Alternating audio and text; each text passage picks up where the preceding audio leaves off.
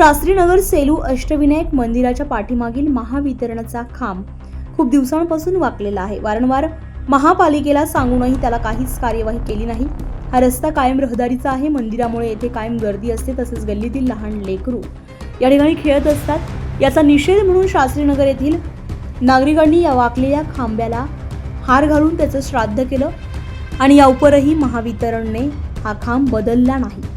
येत्या 8 दिवसात जर हा खांब बदलला नाही तर महावितरण कार्यालयामध्ये भीममुदतही आंदोलन करण्याचा इशारा नागरिकांनी दिला। यावेळी जयसिंग शेळके, राजेंद्र करवा, राजेंद्र तोष्णीवाल, आनंद सोनी, बाबा शेळके, अजय गजगमल, भागवत डवले, सोमेश काकडे, अभय भंडारी, रामा गाडेकर, गणेश गायकवाड, सचिन काबरा, विशाल सावंत आणि नागरिक मोठ्या संख्येने उपस्थित होते।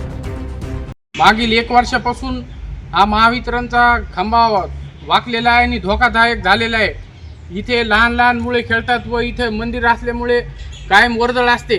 महावितरणला वारंवार सांगूनही त्यांच्यावर काही फरक पडला नाही। याचा निषेध म्हणून आज गल्लीवासियातर्फे या खांब्याचं श्राद्ध घालण्यात आलेलं आहे आणि याच्यावरही त्यांनी काही कारवाई नाही केली तर महावितरणच्या कार्यालयात बेमुदत ठिय्या आंदोलन करण्यात येईल। महाराष्ट्र न्यूजसाठी संदीप वरकड, सेलू।